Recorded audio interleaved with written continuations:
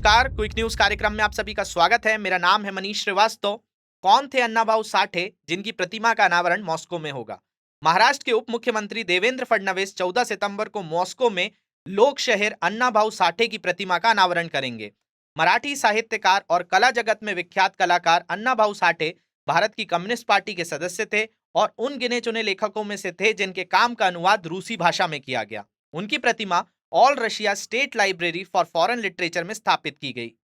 बता दें, मॉस्को शहर के केंद्र में कई विश्व प्रसिद्ध लोगों की मूर्तियां स्थापित की गई हैं और अब इनमें साठे की प्रतिमा भी शामिल होगी। ये कार्यक्रम भारत रूस संबंधों और भारत की आजादी के 75 साल पूरे होने के जश्न का एक हिस्सा है। इसी के साथ मॉस्को के इंडियन कॉन्सुलेट में भी साठे की एक ऑयल पेंटिंग का अनावरण किया जाएगा। अण्णाभाऊ साठे का असली नाम तुकाराम भाऊ साठे था।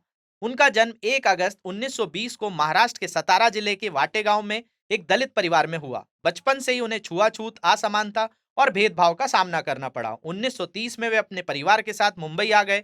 माटुंगा लेबर कैंप में रहने के दौरान वे लेबर स्टडी सर्कल से जुड़े। यहीं पर उन्होंने पढ़ना लिखना सीखा और वहीं अपनी पहली कविता भी लिखी।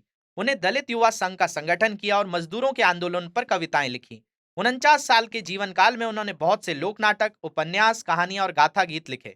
उनकी बहुत सी रचनाएं जैसे अकलेची गोष्टा, स्टालिन ग्रच्चा पोवादा, माझी मैना गवाकर राहेली, जग बादल गलूनी घाव राज्य भर में प्रसिद्ध थी। उनके द्वारा लिखे गए लगभग 6 उपन्यासों पर फिल्में बनी और उनकी कई रचनाओं का रूसी भाषा समेत कई अन्य भाषाओं में अनुवाद किया गया।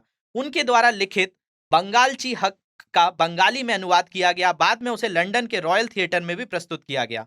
1943 में अन्ना भाऊ ने अपने 2 साथियों के साथ मिलकर लाल बावटा कला पथक, लाल क्रांति कला मंच नाम की नई तमाशा मंडली की शुरुआत की। वे रूस की क्रांति और कम्युनिस्ट विचारधारा से प्रभावित थे। कहा जाता है कि साठे का साहित्य कम्युनिस्ट रूसी साहित्य से काफी मेल खाता है, जो कि कला और वास्तविकता का मिश्रण है। स्टालिनग्राद को लेकर उन्होंने एक पावड़ा लिखा। इस पावड़े का अनुवाद रूसी भाषा में किया गया, जिसके बाद अन्ना भाऊ की कृति कथा देश देशांतर तक व्यापक होने लगी। 1961 में साठे ने रूस की यात्रा करी, जिसके पश्चात उन्होंने यात्रा विवरण माजा रशियाचा प्रवास लिखा।